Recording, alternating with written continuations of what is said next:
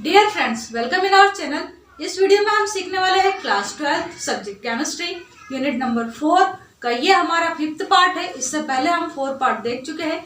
4th वाले video में हमने क्या देखा था कि जो फर्स्ट ऑर्डर की रिएक्शन होती है उसके लिए रेट कांस्टेंट किस टाइप से डिराइव करते हैं, यानी कि वहां पर हमने सीखा था कि जो के होता है उसकी वैल्यू कैसे निकालते हैं। ठीक है, इसके अलावा हमने सीखा था कि जो फर्स्ट ऑर्डर की रिएक्शन होती है उसका हाफ लाइफ कैसे डिराइव करते हैं। अब यहाँ पर हम 5th पार्ट में सीखने वाले हैं collision theory of chemical reaction.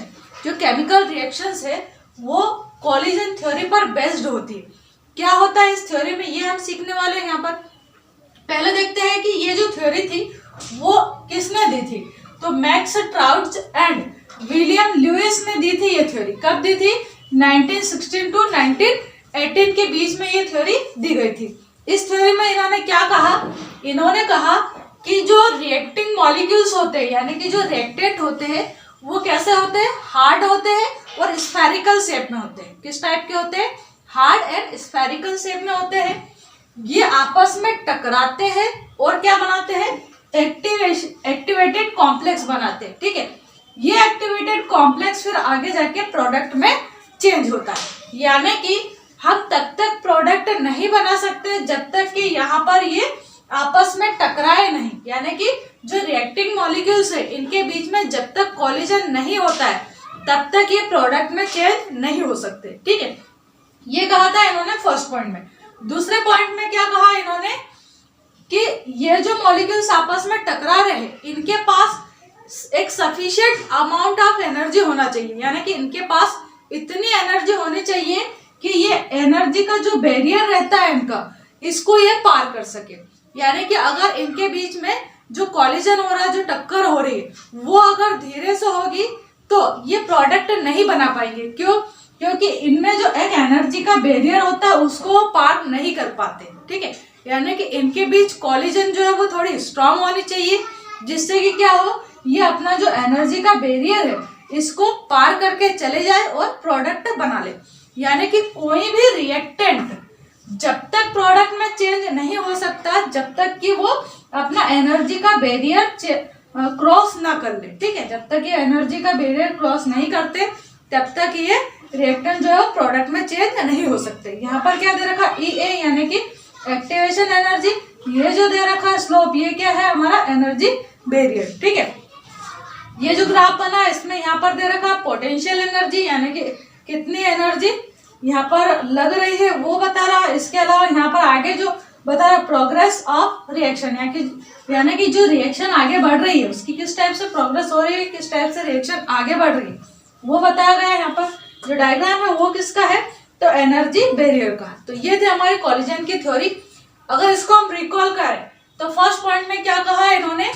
Max Trautz and Williams Lewis जो थे, इन्होंने जो कोलिजन थ्योरी थी उसका फर्स्ट पॉइंट इन्होंने क्या कहा कि जो रिएक्टेंट मॉलिक्यूल्स होते हैं वो हार्ड होते हैं और स्फेरिकल शेप में होते हैं, यानी कि एकदम गोल होते हैं और ये आपस में टकराते हैं। जितने ज्यादा एटम्स या मॉलिक्यूल्स आपस में टकराएंगे उतने ही ज्यादा अमाउंट में यहाँ पर प्रोडक्ट बनेगा। ठीक है, ये कहा था इन्होंने।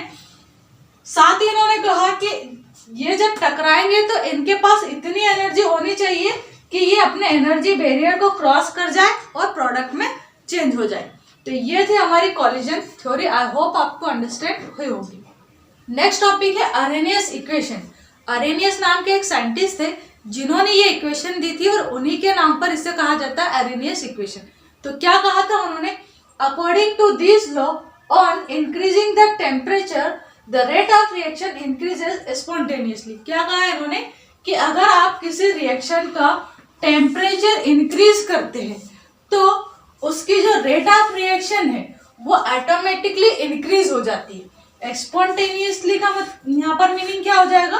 ऑटोमेटिकली। ठीक है, यानी कि टेम्परेचर इंक्रीज करते हैं, यहाँ समझते टेम्परेचर इंक्रीज कर रहे हैं तो जो रेट ऑफ रिएक्शन है वो अपने आप बढ़ती है। ये कहा था इन्होंने। आगे देखते क्या कहा? Arrhenius represent the change in rate constant with change in temperature for homogeneous gaseous reactions by the following expression. इसके लिए इन्होंने एक इक्वेशन दी जिसमें क्या रिप्रेजेंट किया कि अगर आप टेम्परेचर चेंज करते हो तो ये जो रेट कांस्टेंट है इसमें किस टाइप से चेंज होगा ये उन्होंने एक इक्वेशन के थ्रू बताया। और ये जो इक्वेशन है इसी को हम बोलते हैं अरेनियस की इक्वेशन। क्या है यहाँ पर, small k is equals to है a e की पावर में है ये माइनस ई ए अपॉन में आ जाएगा आर टी। ठीक है, अब यहाँ पर जो k है वो क्या है, तो k यहाँ पर है कांस्टेंट, a क्या है तो अरेनियस फैक्टर कहा गया है, इसको यहाँ पर रिप्रेजेंट किया है। a क्या है यहाँ पर अरेनियस फैक्टर, e क्या है तो एनर्जी है, ई ए क्या है तो यहाँ पर ई ए जो है वो एक्टिवेशन एनर्जी है, आर क्या है तो गैस कांस्टेंट है, और टी क्या है यहाँ पर टेम्परेचर है।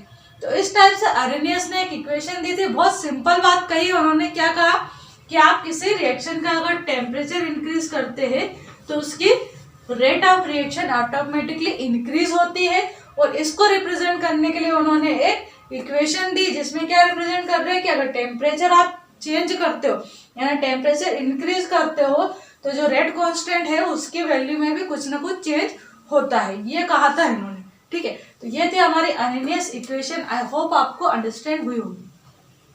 नेक्स्ट टॉपिक हम देखने वाले हैं threshold energy and activation energy. तो देखते हैं क्या है थ्रेशोल्ड एनर्जी। क्या है, the threshold energy may be defined as the minimum amount of energy which the reacting molecules must possess so that their collision result in an actual chemical change।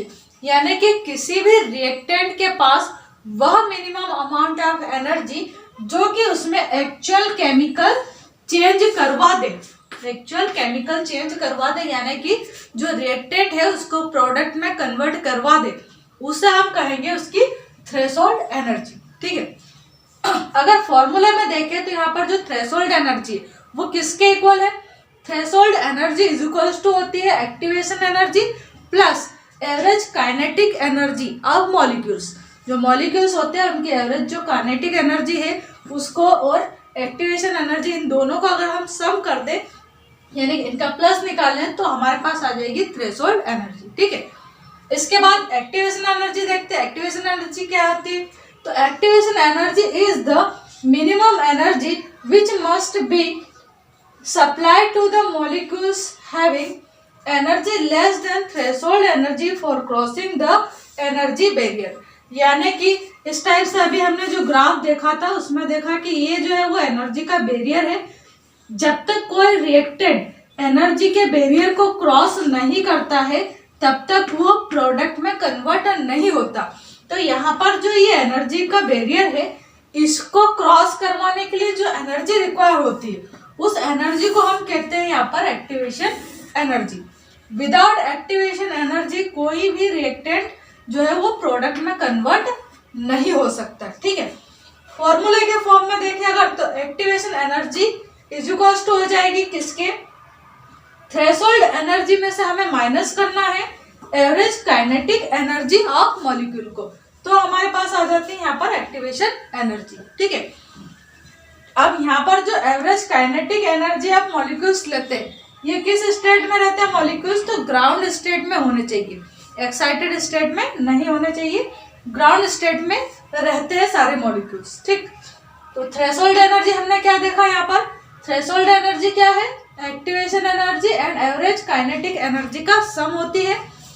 ये energy किसी भी reactant में actual chemical change करवा देती है। ठीक है, यानी एक्चुअल केमिकल चेंज जो होते हैं रिएक्टेंट में जिससे कि रिएक्टेंट प्रोडक्ट में चेंज होते हैं उसके लिए थ्रेशोल्ड एनर्जी रिक्वायर होती है। वही एक्टिवेशन एनर्जी क्या है, तो activation energy is equals to threshold energy minus average kinetic energy of molecule.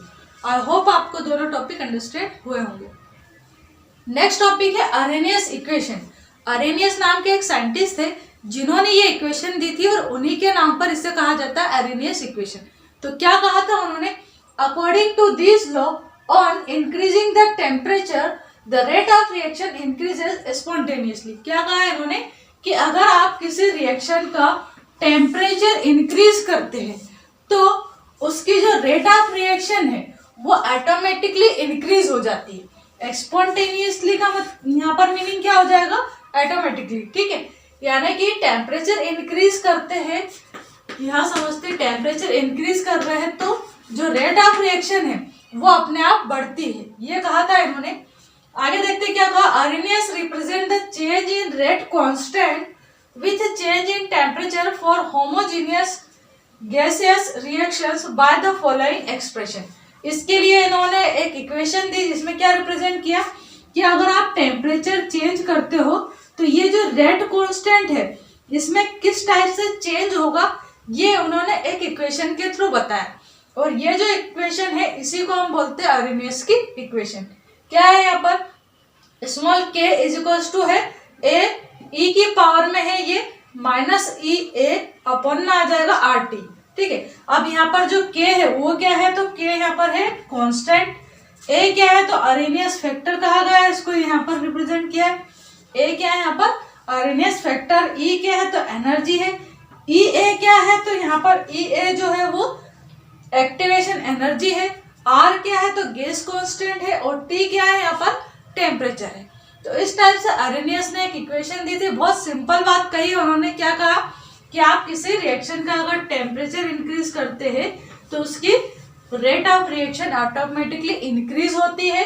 और इसको रिप्रेजेंट करने के लिए उन्होंने एक इक्वेशन दी जिसमें क्या रिप्रेजेंट कर रहे हैं कि अगर टेम्परेचर आप चेंज करते हो यानी टेम्परेचर इंक्रीज करते हो तो जो रेट कांस्टेंट है उसकी वैल्यू में भी कुछ ना कुछ चेंज होता है, ये कहा था इन्होंने।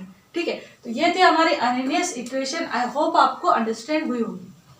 हमारा नेक्स्ट टॉपिक है effect of catalyst on rate of reaction. किसी भी रिएक्शन की जो रेट होती है उसके ऊपर जो कैटलिस्ट है वो क्या इफेक्ट डालता है ये हमें देखना है। अब इससे पहले हम सीख लेते हैं कि कैटलिस्ट क्या होते हैं।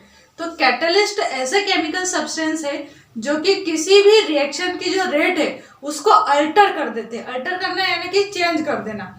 कुछ कैटलिस्ट ऐसे होते हैं जो रिएक्शन की रेट को इंक्रीज करते हैं और कुछ ऐसे होते हैं जो रिएक्शन की रेट को डिक्रीज करते हैं।